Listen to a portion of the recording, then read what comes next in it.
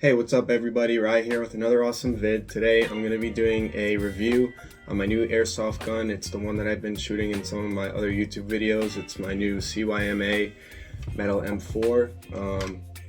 In today's video I will not be shooting the weapon as that is in some of my older videos. However, I would like to go over some key features of the rifle, some of the things I like about it and some of the things that I dislike. I'll also be reviewing the reflex sight that I have on top of it as well. But firstly, let's get started. So here on this side you can see we have the selector lever, or the safety selector lever. You got safe, semi, and full auto.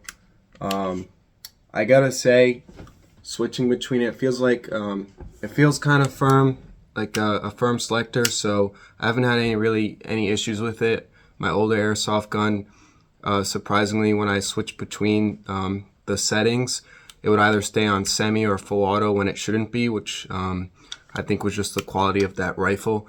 However, this is from CYMA, so it's a better company. And it's full metal as well. When you get the rifle, you'll be getting one extended magazine. This magazine will come in handy versus any of the others when you're using this weapon because it shoots at 400 to 420 FPS. One of the things the rifle did come with, which I like, is iron sights. So you can see it's got the rear sights here, and then it's got the front iron sights right here that pop up as well. I really like that. I think every airsoft gun should come with iron sights, at least every rifle, if it doesn't come with a sight, which, by the way, this reflex sight, I should mention, did not come with this gun. I actually bought it separately. On this side you can see we have a selector for releasing your magazine, which for whatever reason is also on this side.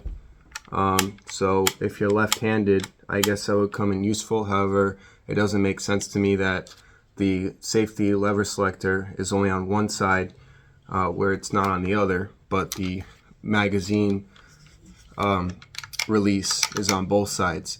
Additionally, you have, if you were to pull the charging handle back, of course you can see inside here, which is pretty neat. This is what it looks like inside of the magazine well. And then on this side you have the bolt release, so that closes that, and you can close the dust cover.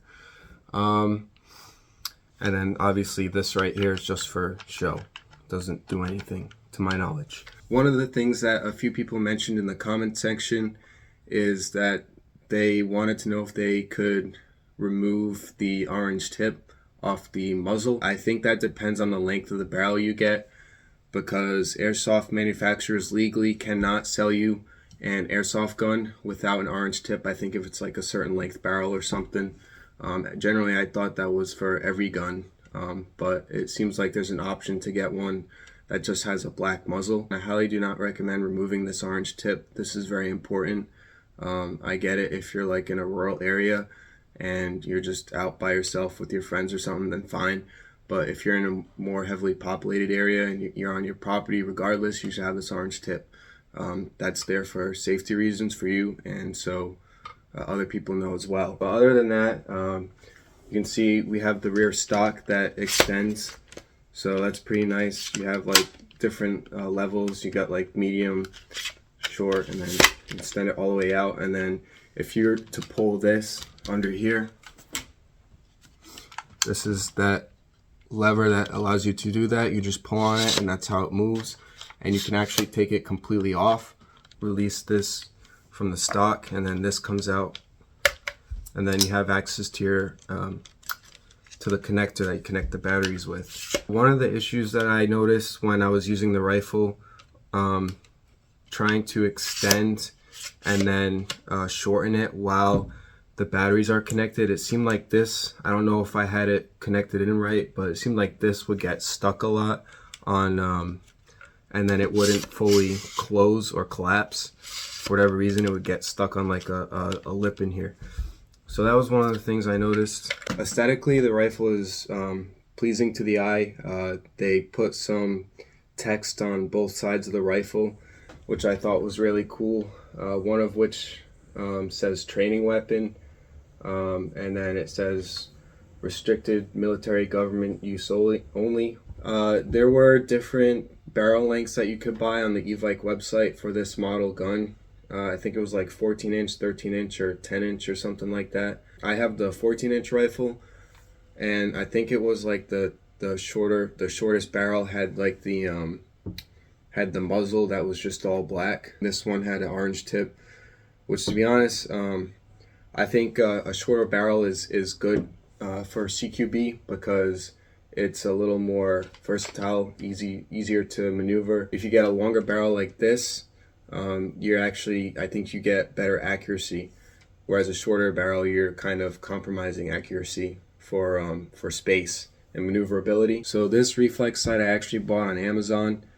It was pretty cheap. I think it was like 20-30 bucks, really cheap.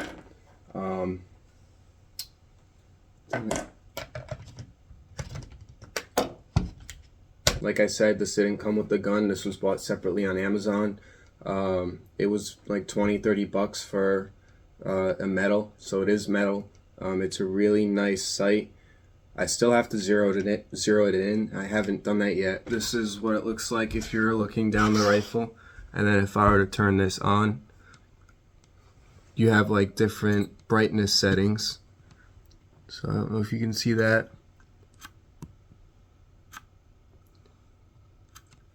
Goes all the way up to 5, and then you also have it in green as well. And then down here there's a switch, so you can actually change the shape of the crosshairs if you want it different. I know some people, all preferences are different with that. And then on the sides, on the side and the top, you have you use an Allen wrench to zero in. That's what we use for your up, down, left, right. And then one on this side right here, as you can see. And then this is what the gun looks like if you were downrange, looking at the rifle. So it's a pretty neat weapon, really nice reflex sight. I'll leave the links of those in the description so you can check that out. I know this is kind of a dubbed down review, it's not an in-depth review.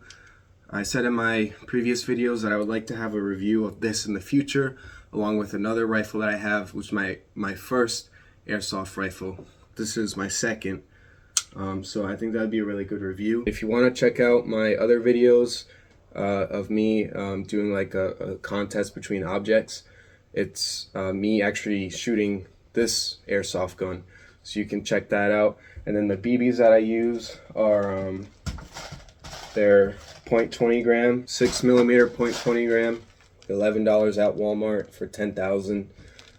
And I also got some new ones. They're a different color, but they're the same. But I haven't shot those ones. I just shot the Walmart ones. So these ones I got on Amazon for like 23 bucks, and the ones from Walmart are 11 bucks. So that was quite a bit of price difference.